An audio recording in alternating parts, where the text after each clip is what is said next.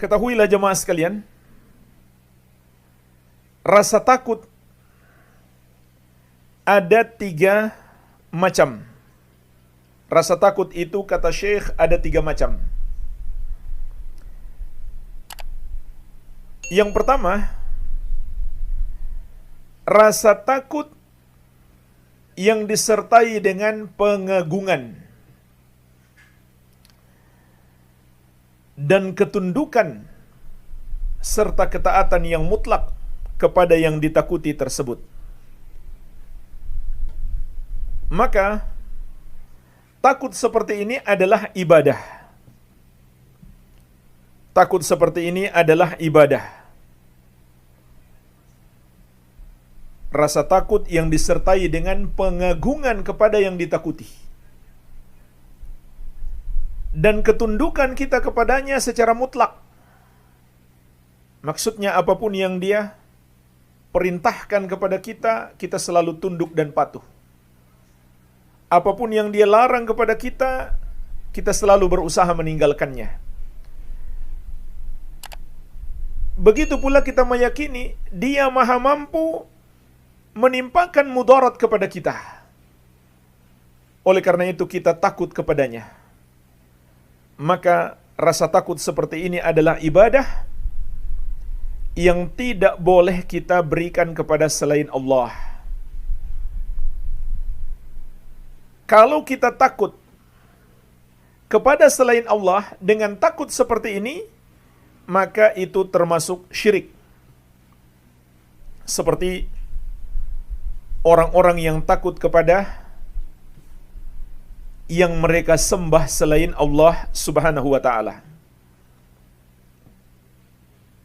Dengan takut yang disertai pengagungan kepadanya dan keyakinan mereka bahwa yang mereka sembah selain Allah itu maha mampu menimpakan mudarat kepada mereka.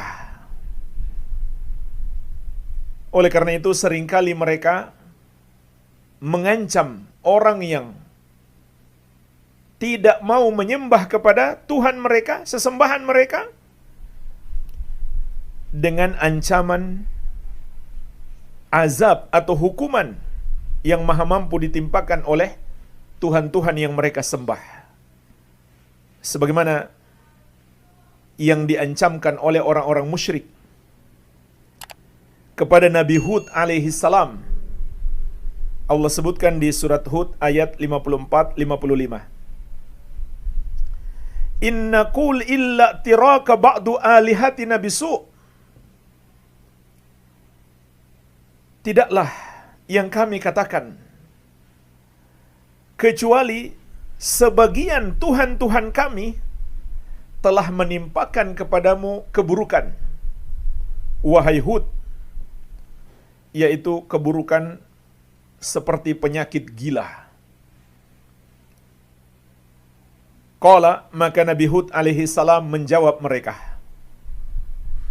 Inni ushidullaha washhadu anni bari'um mimma tusyrikuna min dunih fakiduni jami'an thumma la tunzirun. Sesungguhnya aku persaksikan kepada Allah, dan saksikanlah oleh kalian bahwa aku berlepas diri dari apa yang kalian persekutukan dengan selain Allah. Maka silahkan timpakan tipu daya kalian, timpakan hukuman azab yang bisa kalian timpakan, kalian dan Tuhan-Tuhan kalian semuanya. Kemudian jangan kalian tunda sedikit pun.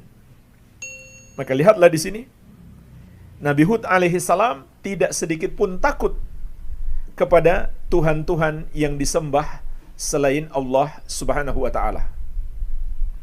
Dan ayat ini menunjukkan di antara kesyirikan orang-orang yang menyembah kepada selain Allah, mereka takut kepada Tuhan-Tuhan mereka tersebut. Dan mereka menakut-nakuti manusia dengan Tuhan-Tuhan mereka. Sebagaimana juga di surat Az-Zumar ayat ke-36 kata Allah, wa yukhawwifunaka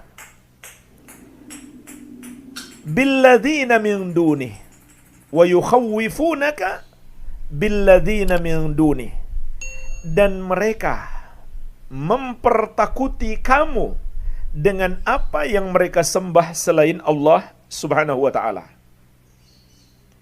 Karena mereka takut kepada yang mereka sembah, mereka pun mempertakuti orang lain dengan apa yang mereka sembah itu.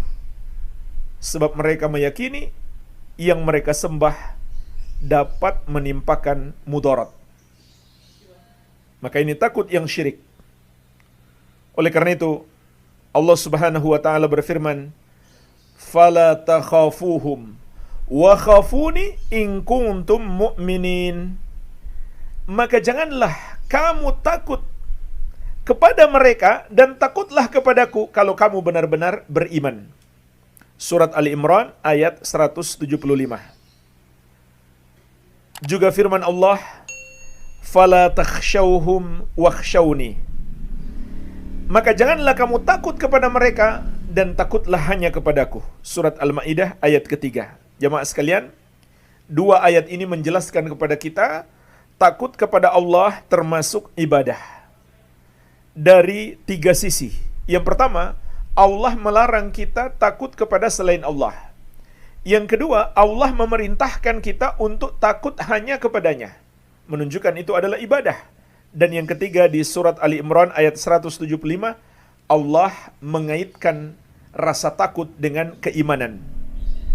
Takutlah kepadaku kalau kamu benar-benar beriman. Maka orang yang takut kepada Allah adalah orang yang benar-benar beriman. Sehingga orang yang tidak takut kepada Allah, atau dia takut kepada selain Allah seperti takutnya kepada Allah, maka dia bukan orang yang beriman, melainkan orang yang telah terjerumus di dalam salah satu dosa terbesar yang dilakukan oleh hati, yaitu takut kepada selain Allah Subhanahu wa ta'ala. Dan takut seperti ini juga seringkali diistilahkan para ulama dengan khaufu sir, takut yang rahasia.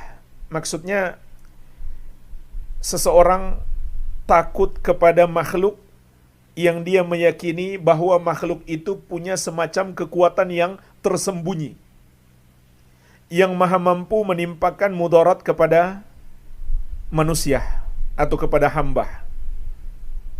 Kata Syekh, wa huwa an yakhafa min ghairillahi min wathanin aw tagutin. Seperti orang yang takut kepada selain Allah, apakah itu berhala-berhala yang disembah ataukah togut.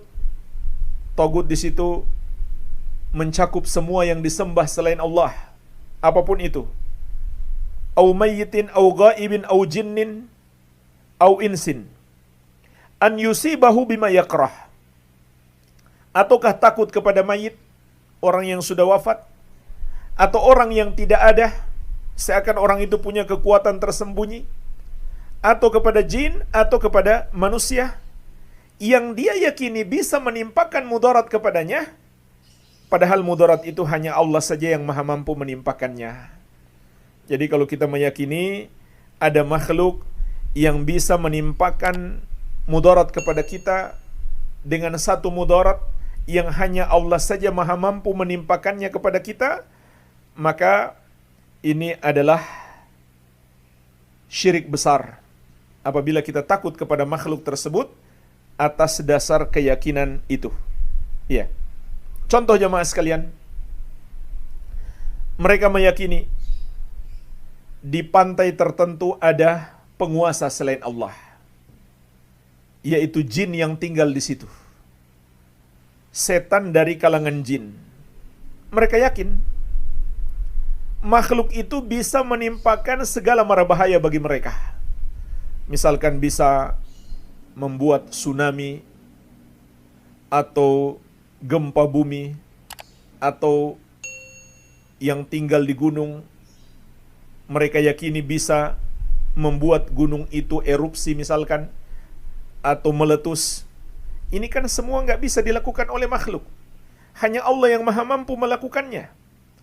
Kalau mereka meyakini ada penguasa di situ selain Allah yang bisa melakukannya, lalu mereka takut kepada mereka, mereka takut kepada makhluk-makhluk yang mereka anggap penguasa tersebut, maka itu adalah termasuk syirik yang dilakukan oleh hati. Bahkan sekedar meyakini di situ ada penguasa selain Allah, itu saja sudah syirik. Kalau kemudian mereka takut kepadanya, maka itu adalah syirik yang lain. Ini jemaah sekalian yang pertama. Yang kedua, takut yang hukumnya haram. Takut yang hukumnya haram. Jadi yang pertama, takut ibadah yang hanya boleh dipersembahkan kepada Allah yang satu saja. Kalau seseorang takut kepada makhluk dengan takut ibadah, berarti dia telah mempersekutukan Allah.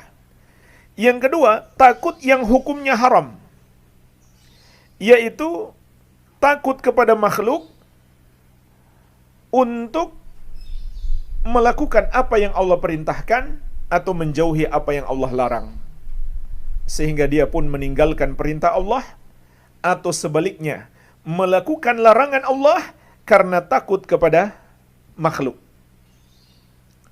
Maka ini adalah takut yang syirik. Misalkan takut sama bosnya, takut dimarahi kalau dia pergi sholat berjamaah di masjid, maka dia pun tidak sholat berjamaah.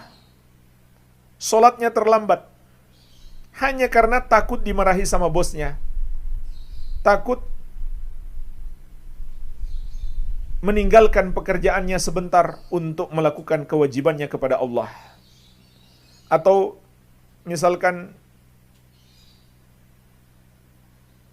diajak melakukan korupsi oleh bosnya, disuruh buat tanda tangan fiktif, dia pun ikut melakukannya karena takut sama bosnya. Maka ini adalah takut yang hukumnya haram. Dan jemaah sekalian, ketika Rasulullah SAW dan para sahabat ditakut-takuti agar mereka meninggalkan agama mereka, maka apa yang terjadi pada Rasulullah SAW dan para sahabat? Mereka bukannya takut, malah bertambah keimanan mereka. Sebagaimana Allah sebutkan di surat Ali Imran ayat 173. Alladzina qala lahumun nas innan nasa qad jama'u lakum fakhshawhum fazadahum imana wa qalu hasbunallah wa ni'mal wakil. Orang-orang yang manusia berkata kepada mereka, yaitu orang-orang musyrik berkata kepada para sahabat radhiyallahu taala anhum ajmain, sesungguhnya manusia sudah bersatu untuk menyerang kalian, maka takutlah kepada mereka. Apa yang terjadi jemaah sekalian? Fazadahum imanan, maka itu hanya menambah keimanan mereka. Wa qalu hasbunallah wa ni'mal wakil, dan mereka berkata, cukuplah bagi kami Allah sebagai penolong, dan dialah sebaik-baiknya kami bertawakal kepadanya. Jadi jemaah sekalian, jangan sampai rasa takut kita kepada manusia menjerumuskan kita dalam perbuatan dosa kepada Allah. Ummul Mukminin Aisyah radhiyallahu anha pernah dimintai nasihat oleh Muawiyah bin Abi Sufyan radhiyallahu taala anhumah. Ketika itu Muawiyah sudah menjabat sebagai pemimpin kaum muslimin. Maka Aisyah radhiyallahu anha menuliskan surat sebagai nasihat kepadanya. Ila Muawiyah salamun alaika amma ba'd fa inni sami'tu Rasulullah sallallahu alaihi wasallam yaqul, kepada Muawiyah, semoga keselamatan atasmu. Amma ba'd, sesungguhnya aku telah mendengarkan Rasulullah sallallahu alaihi wasallam bersabda, manil tamasa ridallahi bisakhatin nas kafahullahu ma'unatan nas. Barang siapa mencari keridhaan Allah walau dengan membuat manusia marah, maka Allah akan mencukupinya dari keburukan manusia. Allah akan lindungi dia. Wa man iltamasa ridwan nasi bi sakhatillah wakalahu Allahu ilan nas. Dan sebaliknya, barang siapa mencari keridhaan manusia dengan membuat Allah murka, maka Allah biarkan dia kepada manusia, wassalam. Sebuah nasihat sangat singkat sekali, hanya satu hadis. Rasulullah SAW mengingatkan kita, apabila kita berani membuat Allah murka demi membuat manusia ridha, maka Allah akan biarkan kita kepada manusia, na'udzubillah. Maksudnya Allah tidak akan menolong kita. Bagaimana mungkin kita akan beruntung? Bagaimana mungkin kita akan sukses kalau Allah tidak menolong kita? Tapi jemaah sekalian, sangat disayangkan ini banyak terjadi.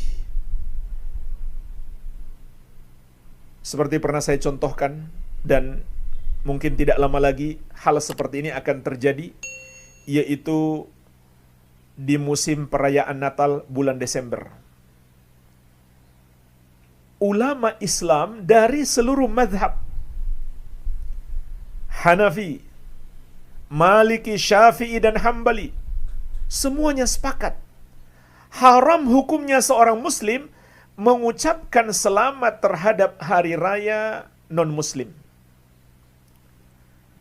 Tapi masih banyak umat Islam yang mengucapkan selamat kepada umat Nasrani yang merayakan Natal. Padahal banyak umat Nasrani sendiri sudah memaklumi. Mereka sudah maklumi kenapa teman saya, teman kerja, teman kantor yang muslim tidak mengucapkan Natal ke saya. Karena dia dilarang oleh agamanya. Mereka sudah maklumi sebenarnya. Sebagian mereka sudah paham. Tapi masih ada saja muslim yang rela melanggar syariat Allah demi mencari keridhaan manusia.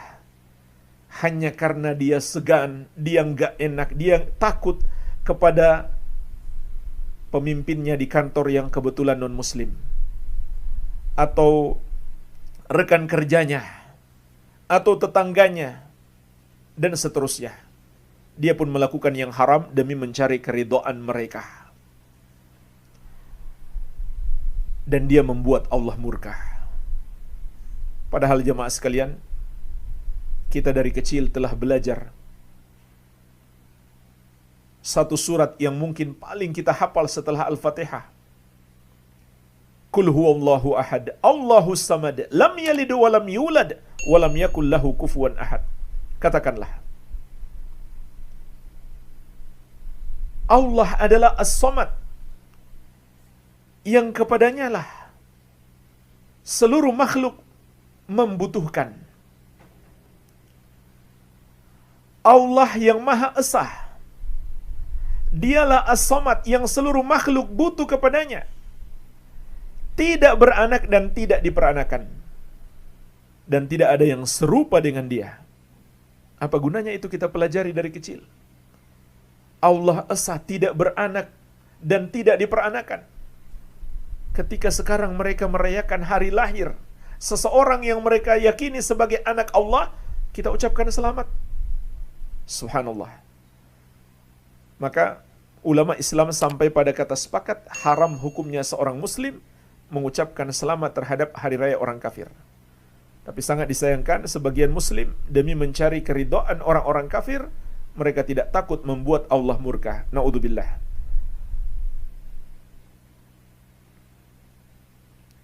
Jadi ini adalah takut yang haram, takut yang menjerumuskan manusia pada perbuatan yang Allah murkai.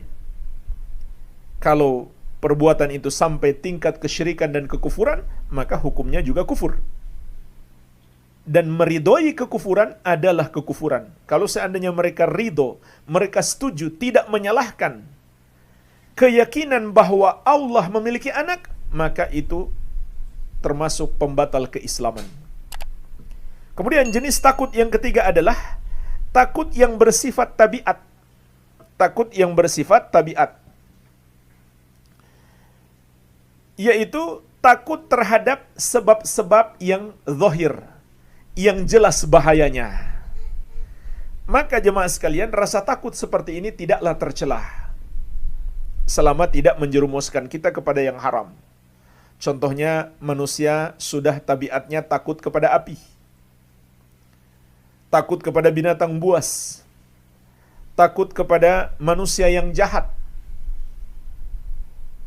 Maka ini hukumnya mubah, tidak tercelah, selama tidak menjerumuskan kepada yang haram. Bahkan rasa takut seperti ini juga ada pada para nabi alaihimussalatu wassalam. Seperti Allah sebutkan di surat Al-Qasas ayat ke-21 tentang rasa takut Nabi Musa alaihissalam. Fakharaja minha khaifa yataraqqab. Beliau pun keluar dari kota itu, dari daerah kekuasaan Fir'aun, dalam keadaan takut seraya mengawasi. Ini setelah beliau membunuh tanpa sengaja salah satu dari anak buahnya Fir'aun. Maka mereka pun mencari-cari beliau. Iya. Jadi ini takut yang bersifat tabiat. Adapun jamaah sekalian, takut kepada jin, itu ada dua rincian.